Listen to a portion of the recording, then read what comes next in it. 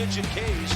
We're busting ours to kick yours. Fun to watch. Minus 15. Respect all, fear none. Into the upper deck. Intensity is not a curfew. Oh, mercy! 5, 4, 3, 2, 1.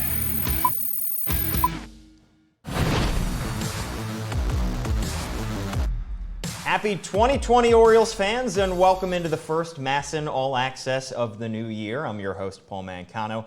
I know it snowed in Baltimore yesterday, but don't worry, spring training is a little bit more than a month away. Pitchers and catchers report to Sarasota, Florida on February 11th, so that is right around the corner. Well, we figured the Orioles were not going to wade too deeply into the deep end of free agency this offseason, but that didn't stop Mike Elias from dipping his toe in the shallow end and signing shortstop José Iglesias to a one-year contract in a deal that became official yesterday. The deal has $3 million in guaranteed money and can go up to $6 million if the O's pick up his 2021 option. And after the O's dealt Jonathan Villar to the Marlins in December, the team was very much in need of a veteran middle infielder, a defensive-minded middle infielder, but also one that had a little bit of offense to go along with the defense. That's exactly what they got in José Iglesias. Take a look at his 2019 stats with the Cincinnati Reds. Played in 146 games, a .288 batting average, kind of like Hanser Alberto. Doesn't draw too many walks, but he also doesn't strike out too much.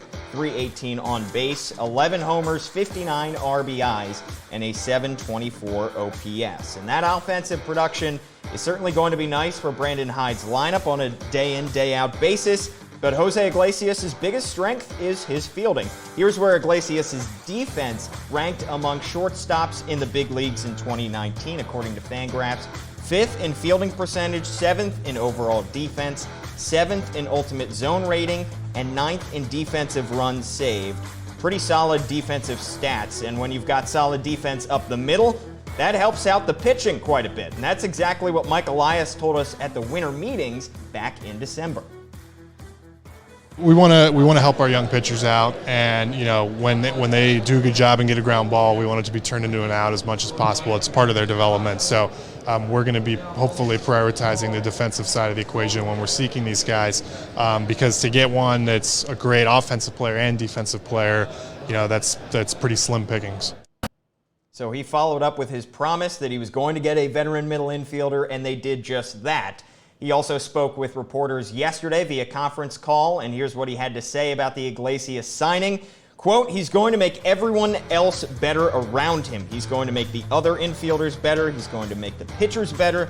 And we also look forward to his contributions in the clubhouse and during spring training and on the practice field. So it's going to be a big plus all around, end quote. Remember, Iglesias also was the Cincinnati Reds recipient of the Heart and Hustle Award in 2019. So he's got great off-field character to go along with the defense and a little bit of offense on the field in 2020, what he adds to the Orioles. So where does this put Richie Martin, who played 120 games exclusively at shortstop for the Orioles in 2019? Well, don't forget, Martin's Rule 5 draft status has been fulfilled, so he can be optioned down to Norfolk in 2020. Well, Rock Cabaco took a look at where Martin fits into the infield picture for the O's in 2020 and how it affects the overall roster on MASNsports.com. The headline taking the latest look at the O's roster.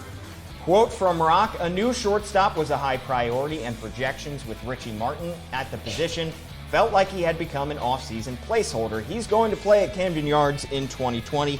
Maybe it's in April, maybe it's later, maybe it's in a utility role, but it is certainly going to happen, end quote. So be sure to check out Rock's coverage and, of course, Steve Molesky's coverage on MASNsports.com of the latest Orioles offseason news. On a much more serious note, Orioles reliever Miguel Castro posted on Instagram last night that two men robbed him at gunpoint. Castro was at the facility where he trains in the Dominican Republic.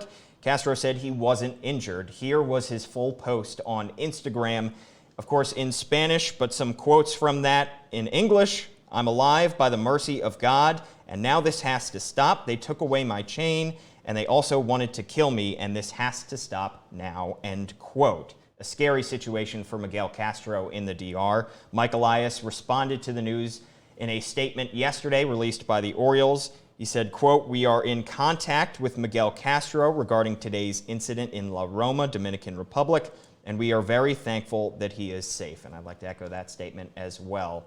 Miguel Castro going through a scary situation down in the DR.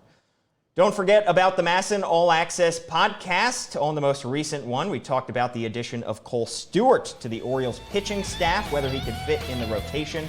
And Bobby and I tried to predict the Orioles 2020 starting rotation. You can hear the MASN All Access podcast on Spotify, SoundCloud, Apple Podcasts, Google Play. Watch it on YouTube.